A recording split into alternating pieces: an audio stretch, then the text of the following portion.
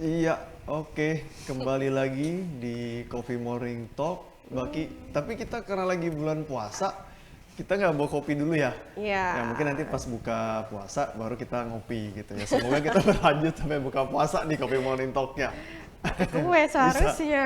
Harus oh kue, Takjil takjil. lagi ya. Oh iya, lama dong ya bisa sampai 10 jaman nih kita ngobrol. Betul, Oke, betul. Kopi Morning Talk hari ini kita mau membahas nih ya, mendiskusikan tentang isu yang lagi marak, bisa dibilang suatu krisis atau warning lah ya, terkait dengan kesehatan psikologis anak dan remaja di Indonesia. Oke. Karena di awal tahun ini sudah ada 4 kasus kematian anak dan remaja, dan beberapa kasus-kasus ini cukup serius dan menegangkan sekali ya bagi masyarakat saat ini, dan ini menjadi suatu concern yang sangat-sangat serius harusnya gitu ya.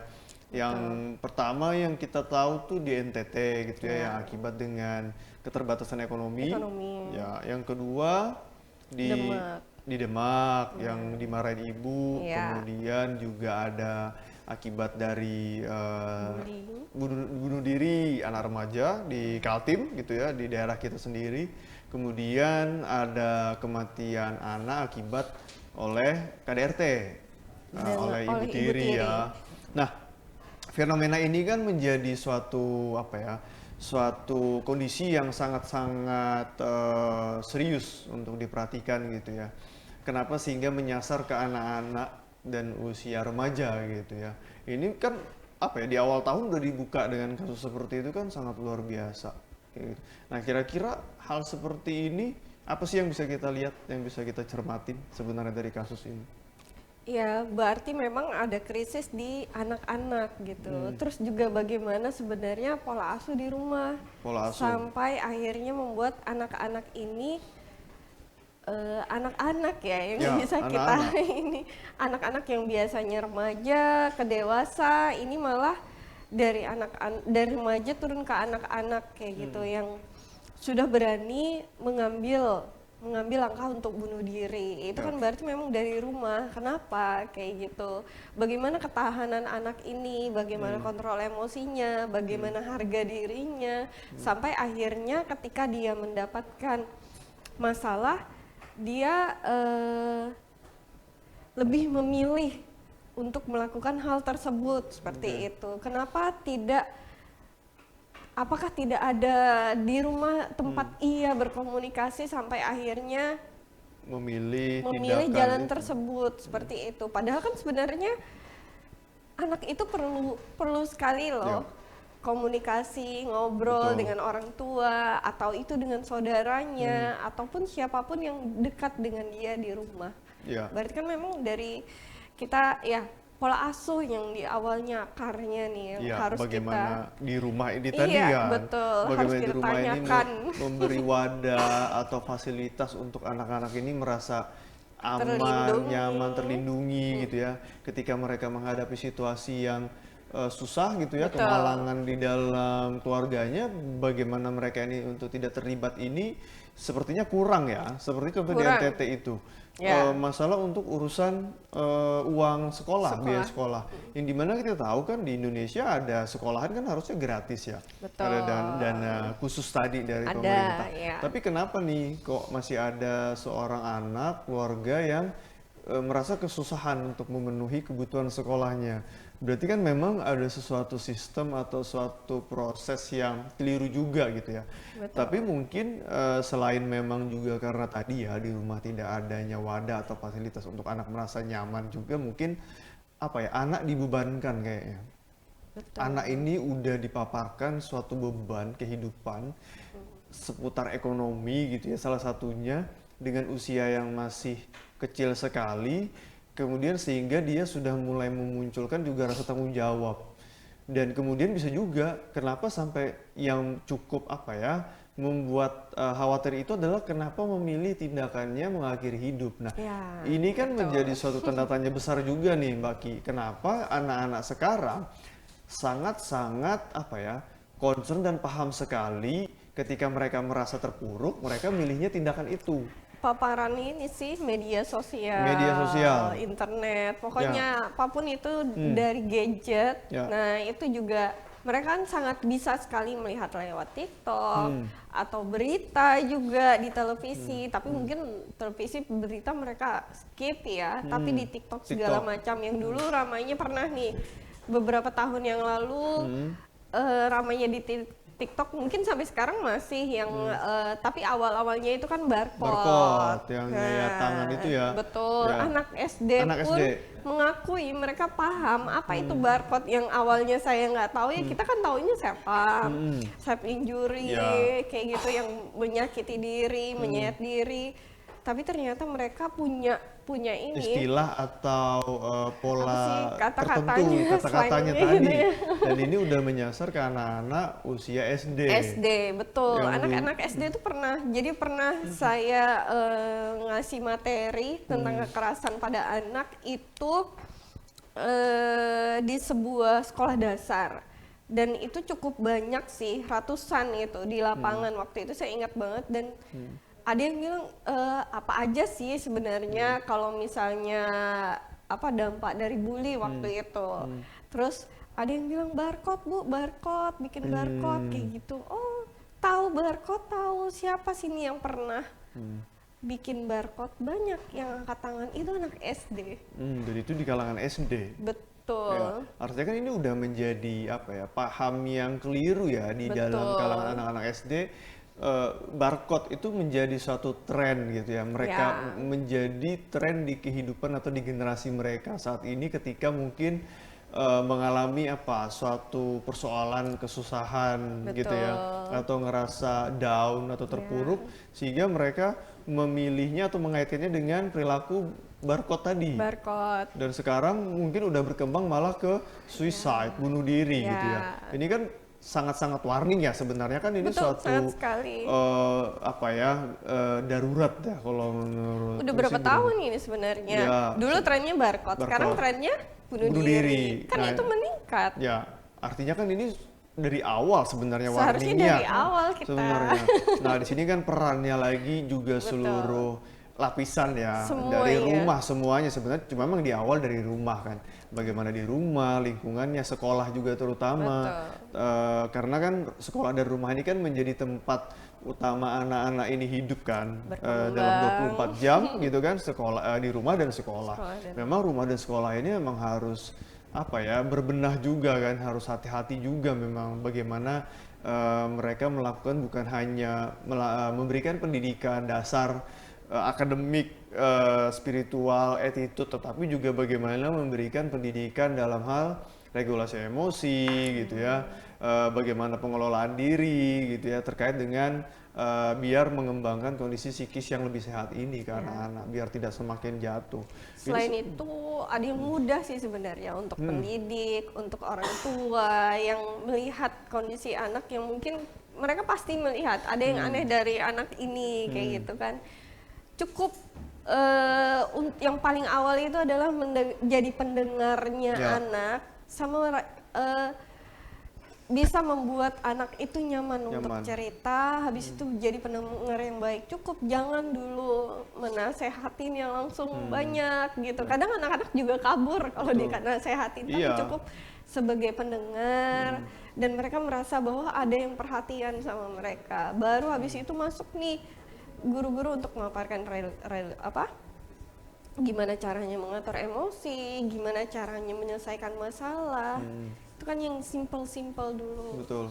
Ya, dari situ ya, terkadang orang tua itu bingung dan terlalu mungkin terlalu malu atau terlalu kaku untuk bisa berbuat seperti itu. Tapi sebenarnya kan itu menjadi suatu hal yang sangat-sangat diperlukan zaman sekarang kan, karena perbedaan anak-anak ini dengan gadgetnya, pasti mereka kan ngelihat suatu suatu prinsip atau suatu pola dalam menjalani kehidupan ini kan jadinya jadi tidak terarah kan, agak menjadi tidak terarah. Iya kan? Dan mereka jadi serius kayak gitu. Serius dalam melihat masalah tuh yang benar-benar kayak sepertinya berat sekali, sepertinya ini, sepertinya itu. Ya yang pertama karena orang tua juga sekarang ini ya seperti kamu bilang terlalu menunjukkan memberikan beban ke anak kayak gitu, atau membagi beban yang seharusnya itu orang tua aja yang tahu. Betul. Gitu kan.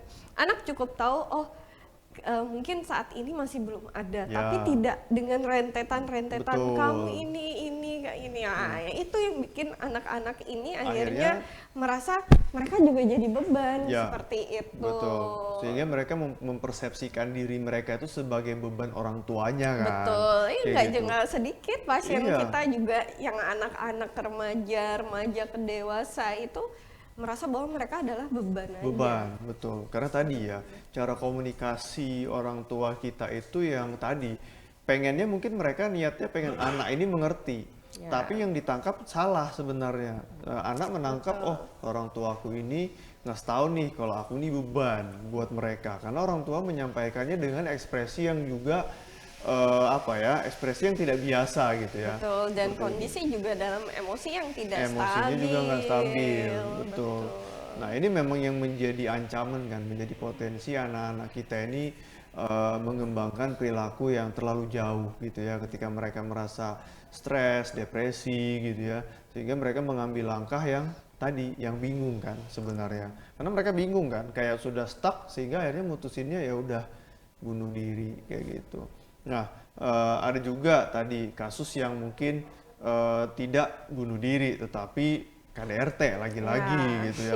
Ya mungkin kalau KDRT terhadap anak ini kan juga mungkin tidak sedikit juga ya. sering ya, Tidak, banyak banget. ya banyak juga gitu. Nah, ini kan jadi suatu apa ya, suatu perhatian juga gitu ya dalam sistem ketahanan keluarga gitu ya. Betul. Bagaimana mereka bisa apa ya, melihat anak-anak ini tidak dalam sebagai objek yang mudah sekali untuk ditindas, Sebagai disiksa. ini sih, apa nggak bisa misalnya antara orang tua yang sedang tidak baik-baik saja hubungannya, misalnya kayak gitu, anak itu sebagai salah satu karena nggak bisa marah sama emaknya, nggak bisa marah sama bapaknya, anaknya yang jadi korban Nah, jadi seperti itu. pelampiasan. Pelampiasan ya, Nah, itu betul. banyak banget ya orang Banyak tua yang jadi banget, melampiaskan iya. ke anak-anak gitu ya.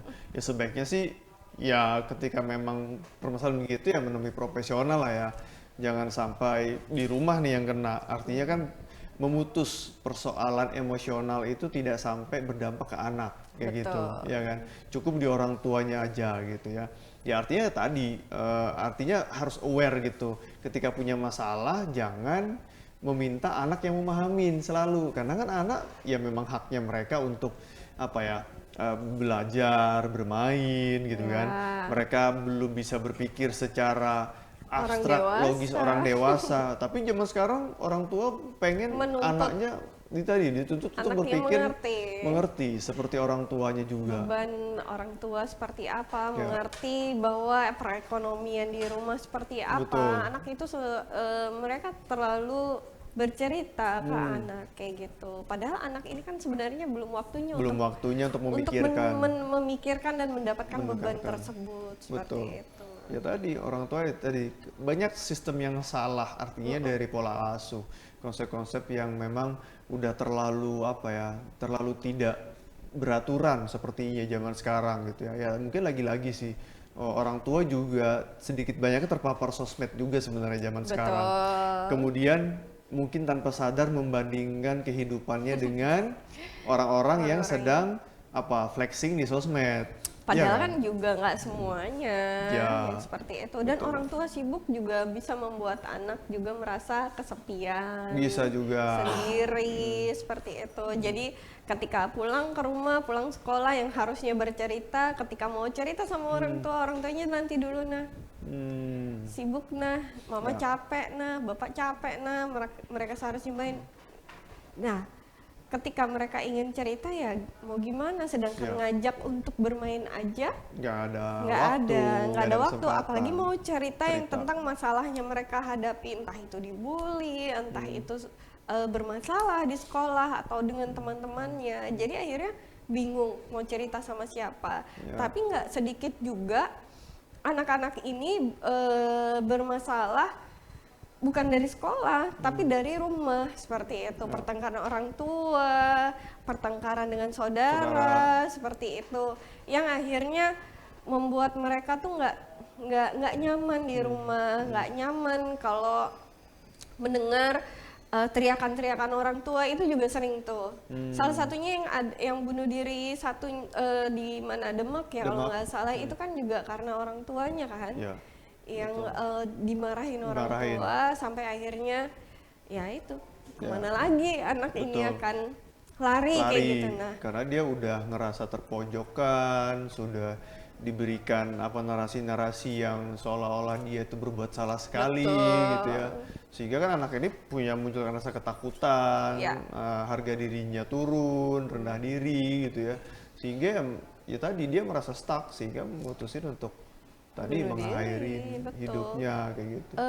Apa anak remaja ke dewasa ketika dimarahin orang tua mereka berani untuk lari kadang Hmm, kan untuk meninggalkan rumah. rumah. Ya Tapi banyak kan untuk kasusnya anak itu. yang SD kemana kayak gitu Tuh. nggak ada yang berani untuk keluar rumah kayak Iya, gitu dan karena di rumah dia diancam. merasa terancam. Karena Bukan anak SD diancam. itu kan masih ngerasa amannya kan di rumah ya. Ya, Tapi satu sisi bersamaan juga mereka tidak aman, bingung jadinya sehingga ya mereka larinya ya ke sana.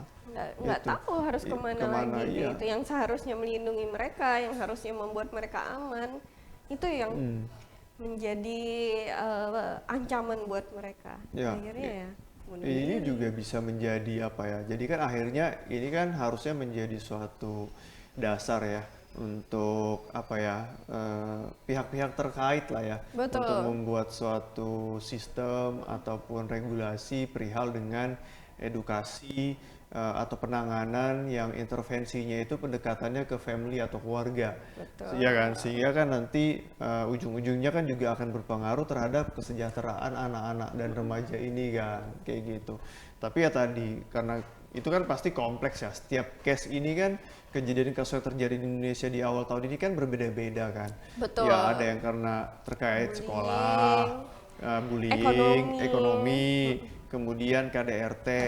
Nah ini, tapi kan ini tidak terlepas dari yang namanya peran keluarga kan. Betul. Iya kan, semua ini keluarga kan. Rumah. Rumah sebenarnya, awalnya itu kan rumah. Ketika di rumah ini stabil, aman, tidak juga terlalu membebankan ke anak, sebenarnya anak-anak ini tidak akan menjadi korban seperti sekarang kayak gitu. Nah, dari pihak sekolah sebenarnya juga bisa, atau dari pihak apa ya, lembaga-lembaga terkait gitu ya, melakukan sosialisasi ke keluarga orang tua. Cuman ya lagi-lagi tadi terkadang orang tua itu terlalu ngerasa karena udah sibuk cari uang, sehingga nggak sempat untuk misalnya ikut-ikut atau memperkaya diri atau memintarkan diri untuk ilmu nih, Ilmu misalnya parenting. ilmu parenting Ya. gitu ya, kayak udah ngerasa nggak penting, padahal zaman sekarang itu terus diabaikan akan menjadi suatu mara bahaya sendiri kan buat orang tua itu ketika misalnya Betul. terjadi sesuatu pada anaknya seperti sekarang kayak gitu. Akhirnya kan kebingungan kenapa anak saya Kebingungan. seperti ini, Ya. kenapa nggak mau ngobrol Nggak sama ngobrol, saya. betul. Dulu waktunya anak pengen ngobrol, mereka selalu mengabaikan. Mereka selalu, ya itu keluhan pasien sih sebenarnya, pasien anak-anak yang orang tuanya Orang terlalu tua. sibuk, Betul. orang tuanya kemana-mana, misalnya dinas terus seperti itu, sampai akhirnya nggak punya waktu buat mereka, atau orang tuanya yang sedang ada masalah. Jadi ketika dia mau cerita tentang ada masalah, orang tuanya udah curhat duluan nih, Ya, lagi pusing duluan segala macam, terus anak gimana waktunya ngomong. Betul. Kayak gitu. Apa kita bikin gerakan ini orang tua kan dulu kan bukan dulu, sampai sekarang juga gerakan hari pertama sekolah harus diantar ayah, Ayah, kayak gitu. Apa oke. kita harus setiap hari orang tua harus bercerita dengan anak minimal setengah jam. betul. Itu bagus juga itu menjadi gerakan yang bisa diberdayakan kan. Betul. Artinya kan itu paling tidak ada gitu kan. Ya. Karena ngelihat dinamika saat ini kan itu benar-benar menjadi suatu gerakan atau perilaku yang sangat-sangat langka. Mungkin ada tapi nggak semua keluarga melakukan Nggak itu. semua. Paling bisa dihitung paling di bawah 10% kali ya dari populasi keluarga di setiap daerah, paling hanya di bawah 1% mungkin 0, mungkin ya keluarga-keluarga yang menerapkan sistem seperti tadi gitu, Ya. ngobrol dengan Entah anak. saat makan atau Ya. sebelum tidur. Biasanya anak tuh lebih suka mengoceh sebelum tidur. Sebelum tidur. Jadi mungkin itu udah di akhir kali ya. Maksudnya dia harus mengeluarkan lagi kata-kata, Ya. harus mengeluarkan lagi energinya. Nah, sebenarnya di waktu tidur tuh yang paling asik biasanya anak-anak itu, tapi kadang orang tua yang sudah ayo sudah malam ini. Malam, ya tidur sudah. Tidur dulu sudah. Nanti Besok aja sekolah. ngobrolnya kayak gitu. Padahal anak-anak itu biasanya kalau udah mau tidur kan mereka Iya, nggak nggak menyentuh ngapa-ngapain. apa-apa Iya. lagi. Seperti itu udah siap Siap. dengan untuk memejamkan mata. Terus pasti biasanya ada yang nanya, "Mama, ini apa?" kayak Iya. gitu. Ya udah, sebenarnya orang tua boleh kok ngasih jeda, nggak apa-apa sih. Walaupun udah jam 10 malam, mungkin udah waktunya ya. Berarti nanti Iya. kita siasati dengan setengah 10 kita udah Ya, mulai sudah start. lebih awal. Atau jam 9 Betul. gitu. Tapi emang anak-anak seharusnya ya dari jam 8, jam 9 Jam 9 udah itu waktunya sudah mulai tidur, betul. Tapi ketika jam 10 misalnya, udah tunggu aja, sebenarnya mereka juga nggak akan lama. Yang penting semuanya udah dikeluarin dulu, mereka udah cerita. Abis itu nggak lama tidur kok sebenarnya, asal kita sabar aja. Betul. Orang tua kadang juga ya mungkin main HP dengan pengantar tidurnya ya. Betul. Saking Sambil megang malasnya. HP, Sambil megang anaknya HP. cerita ya Aja. udahlah. Iya, nggak jadi Abai. fokus gitu, nggak akan terjadi kan komunikasinya Iya. gitu. Ya tadi lagi-lagi sebenarnya memang ini krisisnya itu bukan hanya krisis kesehatan anak sih, kalau Orang tua juga. orang tua juga kayak krisis pola asuh sebenarnya, ya kan? Kalau dilihat ya, kalau misalnya Ani di cross check, diteliti betul-betul, sebenarnya akarnya dari orang tua sebenarnya yang Betul. sudah Abai, tidak memberikan rasa nyamannya perlindungan, betul. kayak gitu. Karena orang tua sendiri udah ngerasa diri yang paling capek dan Ya. paling banyak beban kan, kayak gitu orang tua sekarang itu. Tapi kan memang resikonya kita sebagai orang Betul, tua. sudah resiko kan sebenarnya. Gimana kita Iya. memilih untuk menikah, Menikah, gimana punya kita anak. memilih punya anak, ya berarti kita juga harus Iya. tahu Siap. resikonya, harus siap kayak gitu. Betul. Berarti kan banyak yang nggak siap sebenarnya. Ya. Nah ini kan berarti melebar kemana-mana nih ya. Berarti Jadinya nanti ujung-ujungnya konseling pranikah pranikah perlu tuh. perlu juga dilakukan. Siap Iya, nggak betul. jadi orang tua? Ya. Siap nggak nanti ketika sudah menikah harus punya beban ini kayak gitu. Ya, artinya di awal tuh sudah dijabarkan ya beban-beban atau resiko-resiko yang membuat stres tinggi ketika Betul. berkeluarga kayak gitu. Jadi calon-calon pasangan nikah ini memang harus sudah terpapar di situ sehingga mereka bisa dapat gambaran kan. Nah, dilihat apakah mereka siap, mumpuni, punya kapasitas untuk itu kan perlu juga dilihat kan. Jangan sampai artinya kan ini menjadi suatu tindakan preventif. Ya Ya. kan, tindakan preventif atau pencegahan terjadinya kerusakan sistem dalam keluarga sehingga berdampak korban anak. Ya kan, kayak Nah gitu. itu tuh bagus tuh. Ya, bagus kan itu. Berarti memang dari awal Ya, kita harus dari awal. menyiapkan orang tua yang benar-benar siap Siap, menerima betul. resiko apapun itu. Ya, Karena nggak ada apalagi- yang tahu kan betul. ke depan itu gimana. Ya, orang tua ini nih Gen Z nih kan, kalau sekarang tuh orang tua Iya. Gen Z seperti apa nantinya kayak gitu mereka ketika membangun keluarga Keluarga ya ya tadi. harus seperti apa. Betul. gitu. Jangan terlalu banyak menuntut ke anak, sedangkan kita tidak mampu sebenarnya. Ya, itu betul Itu itu juga yang menjadi tuh. harus satu itu ya bagus tuh. Mungkin siapa ya yang bisa kita ajak berkolaborasi Boleh. untuk membuat sistem ini Pengadilan gitu ya. agama Bisa. boleh, KUA, pengadilan agama KUA kan boleh deh, harusnya ada konseling dulu atau asesmen lah. Iya, kerjasama dengan rumah Gimana sakit kan. kematangan Ya. tentang kematangan dalam menyelesaikan masalah, regulasi emosinya seperti apa, apakah mereka sudah siap untuk menjadi orang tua, pasangan dulu, seperti itu bertanggung jawab, ya Betul. itulah banyak banget. Ya, memang Wah. harus pelan-pelan sih dari hulu ke hilir lah ya untuk bisa membenahi sistem ini sehingga memang tidak berkembang semakin tinggi lagi kan krisis yang kita sebut saat ini kayak krisis kesehatan mental anak dan remaja ini gitu. Banyak sekali PR-nya sebenarnya. Banyak. Gitu ya. Selain itu buat pencegahan Ya. kan, untuk buat pencegahan. Habis itu juga bisa ke sekolah-sekolah, ke wali Oke. murid gitu kan, kita edukasi apa sih nih kayak gitu kan, Betul. banyak nih hal yang terjadi, nggak sedikit loh kasus-kasus anak ini kayak gitu, entah itu kekerasan, entah itu anak yang mengalami broken home, kayak gitu. Iya. Iya, banyak sekali ya. Oke, sebelum kita lanjutin kita jeda sebentar ya. Boleh. Biar Haus ya. nanti bahaya kan, jadi mokel nanti gara-gara podcast. Oke, kita jeda sebentar. Oke.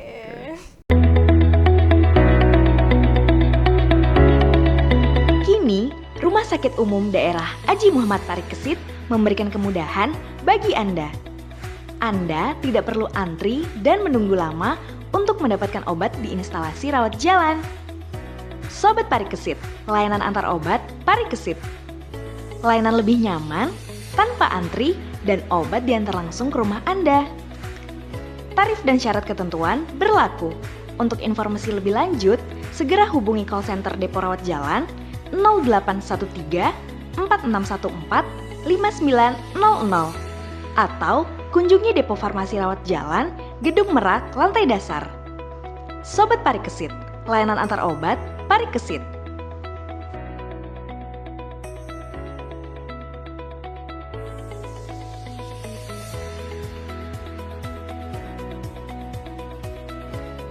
Nah, oke. Sekarang itu kan tadi kita udah membahas fenomenanya kan. Terus bagaimana dengan orang tua nih? Apa sih sebenarnya yang mesti mereka lakukan atau perbuat lah ya, atau sikapi atau terapkan ketika memiliki anak-anak dengan kondisi-kondisi yang rentan seperti itu? Ya. Bisa jadi yang pertama kalau mereka seharusnya memang orang tua yang harus peka dulu, dan yang memang paling pertama yang menemukan anak itu kan biasanya orang tua, namun tidak jarang juga sebenarnya dari sekolah yang baru cerita, Bu, anak ibu seperti ini, Pak, anak bapak seperti ini, padahal memang orang tua. Nah, orang tua ketika sudah terlanjur ya, anggap aja ya udah terlanjur anaknya ada yang self harm atau bermasalah di sekolah, entah itu jadi korban bullying atau jadi pelaku juga kan ada yang seperti itu. Yang pertama mereka harus membawa anaknya ke tenaga profesional dulu, kayak gitu. Itu yang memang harus dilakukan. Terus setelah itu mereka juga harus nggak cuma anak yang dikonseling, tapi orang tua ini juga harus dikonseling. Bagaimana caranya mereka merubah diri juga, merubah perilaku, merubah sikap, baru habis itu bisa sama kayak gitu. Jangan sampai kita udah merubah anaknya menjadi lebih baik, menjadi lebih positif, tapi di rumah mereka tidak mendapatkan itu. Ya, tidak ada wadah untuk mereka menerapkan perilaku yang positif tadi gitu. Betul. Malah ketika mereka berubah, jangan sampai orang tuanya abai, tetap abai, tidak peduli, tidak apresiasi, tidak juga memberikan respon yang setimpal gitu kan. Itu kan menjadi bikin anak, percuma aku udah baik, aku udah nurut, tapi orang tuaku tetap tidak ada apresiasi sama sekali gitu. Tetap dianggap biasa. Nah, ini kan juga menjadi hal yang mesti diperhatikan orang tua juga ya. Mereka harus belajar dulu memang orang tua ini gitu ya. Bagaimana mereka harus bersikap gitu ya. Nah, memang untuk bersikap itu kadang kan orang tua itu masih juga membawa sisi-sisi karakter mereka akibat dari pola asuh dengan orang tua mereka sendiri sebelumnya gitu ya. Nah, sehingga mereka jadikan alasan. Nah, ada inner child yang belum selesai gitu ya dari orang tua ini. Sehingga mereka menyalahkan keadaan. Tapi kan sebenarnya ini lagi-lagi namanya udah orang dewasa itu kan tidak bisa lagi ya stuck di dalam sisi masa lalu kan. Namanya orang tua yang udah dewasa, pikirannya udah berkembang, udah lebih bahasanya udah lebih optimal. Mereka kan senormalnya kan pasti bisa gitu ya. Untuk berpikir lebih relevan, lebih bijak sesuai dengan kondisi sekarang. Dan mereka kan biasanya mengakui ini kayaknya karena saya juga belum selesai. Saya dulu pola asuh saya juga keras kayak gitu. Tapi akhirnya apa kita harus menormalisasikan itu sampai akhirnya dia juga melakukan itu. kan seharusnya bisa berpikir bahwa oke, ini stop di aku aja, Ya. tidak anakku, seperti Betul, itu. harusnya begitu ya. Ya di sini tadi orang tua sebenarnya juga mesti berkonsultasi ketika mereka memang Harusnya. tidak bisa belajar sendiri atau menyadari sendiri, mereka meminta bantuan profesional Iya. kayak gitu kan. Memang kalau misalnya kalau kita ketemu pasien anak ya, kita juga tetap ngobrol sama orang tuanya kan, ngasih betul. edukasi ke orang tuanya. Namun ya cuma sebatas itu kayak gitu. Jadi sebenarnya ada memang sesi ya orang tuanya juga pasien juga Betul. yang harus ikut konseling kayak gitu, yang punya jadwal konseling rutin juga Ya. seperti itu. Karena ya apa, kita lihat lagi anak ini awalnya dari mana sih sampai akhirnya mereka punya emosi yang meledak-ledak, Betul. atau harga diri rendah, kepercayaan dirinya rendah seperti itu. Terus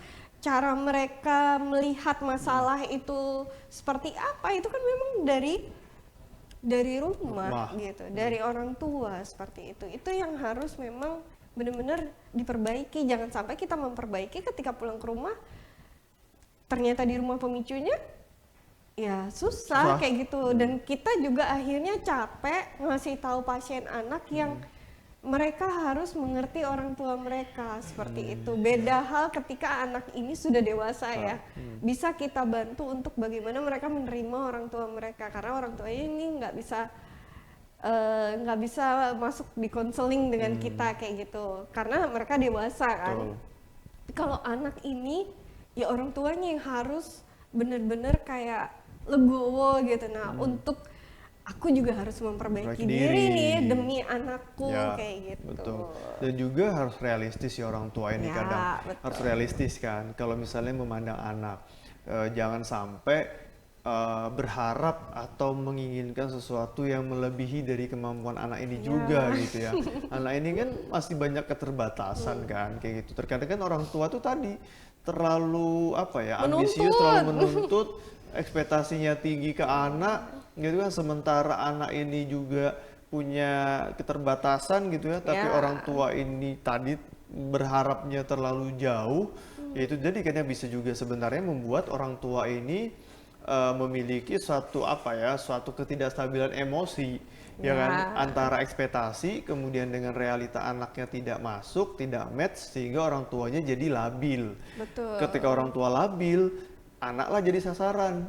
Ya kan, ketika anak jadi sasaran, ya udah anak jadi ngedown, anak depresi. Ngedown, ada bermasalah, anak depresi. Orang tua juga kadang nggak sedikit loh, saya juga melihat bahwa ada orang tua yang kayak udah nyerah lah sama anaknya. Ya, Karena anaknya udah bermasalah, ya udah kayak malu kayak gitu sama orang tua, dan merasa tidak mampu sama lagi. sekali untuk anak ini kayak gitu. Nggak sedikit saya melihat orang tua yang akhirnya menitipkan anaknya kemana kayak gitu, yang benar-benar mereka lepas tangan karena ngerasa sudah anaknya ini keterlaluan, ya nggak bisa dikelola lagi gitu. Iya. Ya mungkin beberapa case kan mungkin memang ada ya anak-anak yang sebenarnya orang tuanya itu udah bagus nih, Betul, tapi memang karena memang anaknya anaknya. yang memang mungkin dari pergaulan atau memang dari karakter anaknya sendiri gitu ya, yang mungkin juga punya apa ya, suatu sisi yang berbeda sehingga jadinya tidak match juga kan, sehingga orang tua bersikap seperti salah satunya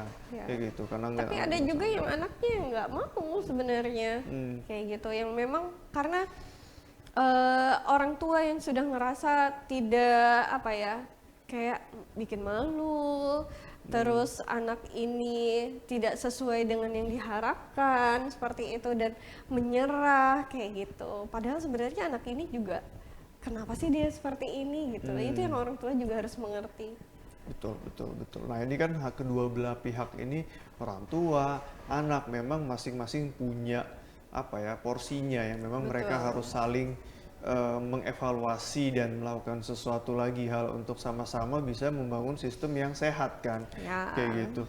Nah memang orang tua lagi-lagi, orang tua juga harus, selain realistis, orang tua ini juga harus apa ya, harus aware juga kan. Artinya mereka tidak hanya apa ya, fokus pada kondisi mereka orang tua sendiri yang banyak beban kayak gitu kan, memang tanggung jawabnya tinggi. Ya tadi Stres kerja. memang harus diingatkan lagi si orang tua ini bahwa mereka itu udah konsekuensinya, ya kan gitu.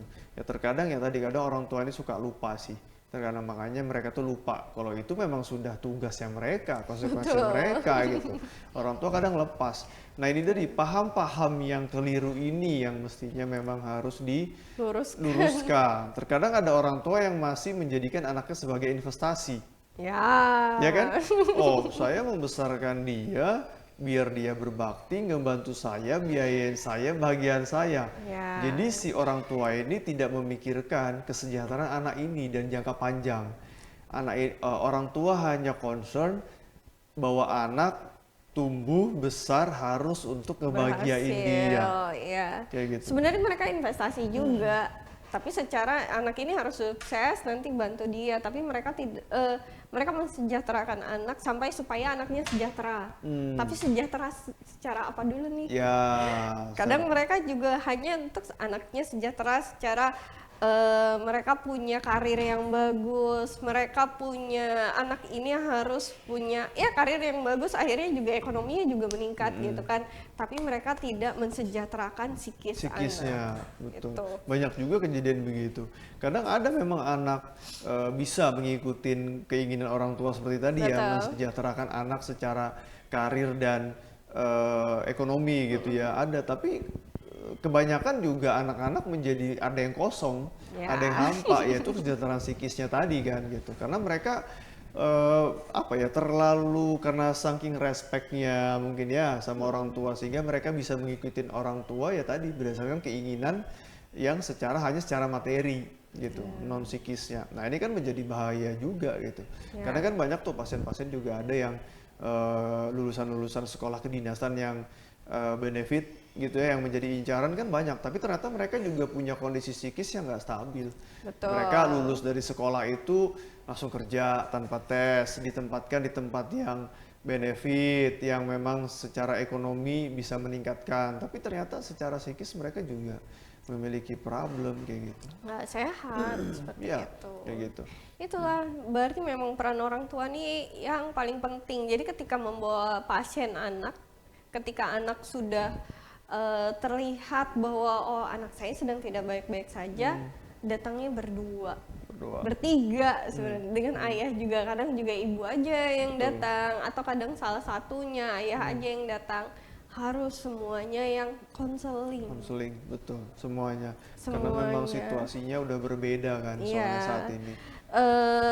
Memang ada yang memang anaknya aja yang bermasalah karena pengaruh luar ya, paparan luar. Tapi kita lihat lagi nih, ternyata memang kadang di orang tua juga paling tidak ada yang mendukung nih pengobatannya si anak ini. Betul. Gitu. Jangan sampai orang tua ini cuma hanya memberikan pengobatan ini ke psikolog misalnya atau ke psikiater ataupun yang ke tenaga profesional ya, entah itu terapis juga kan yang seperti itu. Tapi mereka benar-benar ya saya kasih itu aja kayak gitu. Nah, tanpa terlibat langsung.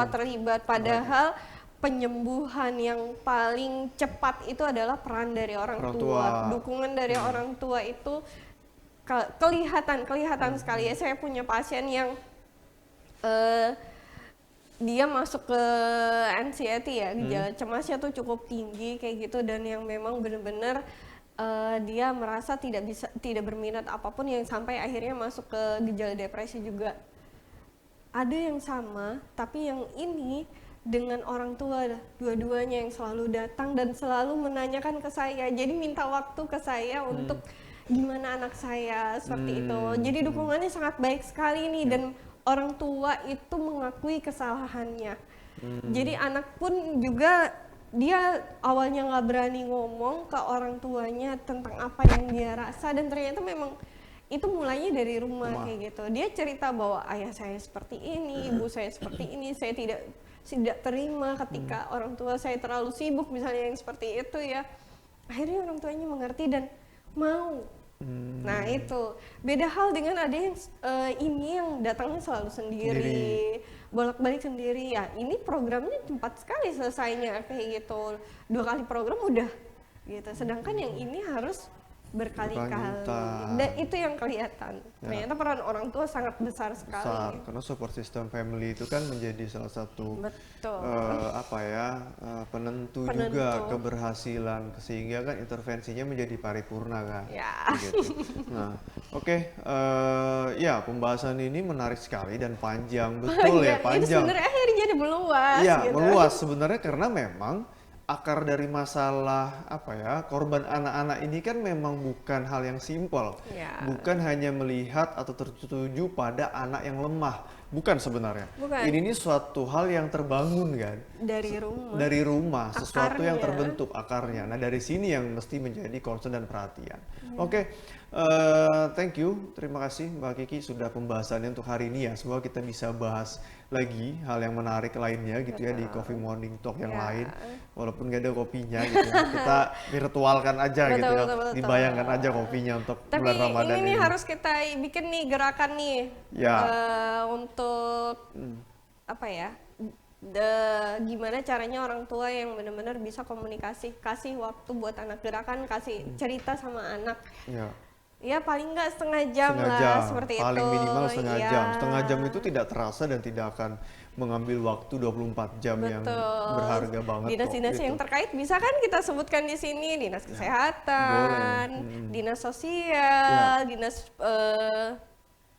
pendidikan, dinas perlindungan perempuan dan anak, dan Ya. saya yakin mereka masih punya program-program Program untuk yang memang, kesejahteraan keluarga. keluarga ya. Jadi artinya bisa lintas sektor juga Ya, kan. Gerakan ini gitu. bisa digaungkan dan menjadi memang gerakan yang nyata secara komitmen kan. Saya pikir bisa sih untuk Mari dikukar. kita mulai setelah ini ya. Ya, semoga ya. Oke, baik. Dimulai dari diri sendiri dulu ya, dari rumah dulu gitu ya. Sehingga nanti, karena kan ini udah isunya kan udah digaungkan sekarang, Iya. gerakannya. Gerakannya. Sehingga langsung diterapin di rumah Oh, masing-masing. sudah, Oh sudah. tenang. Oke, mungkin yang lain hadirin, mungkin yang lain juga Betul. bisa menerapkannya di rumah. Yang penting gitu. udah dengar ini, coba terapkan dulu. Ya, oke. Baik, terima kasih. Selamat melanjutkan ibadah puasa dan kita ketemu lagi di bulan depan ya. Ya. Ya, insya Allah bulan depan. Setelah puasa setelah, aja ya. Setelah lebaran kayaknya ya. Setelah Kopi lebaran Morning, oke. aja. Biar ada kopinya Ada lagi. kopinya, ada kuenya dong setelah Sama itu juga. kue lembarannya. Snack-snacknya. Ya.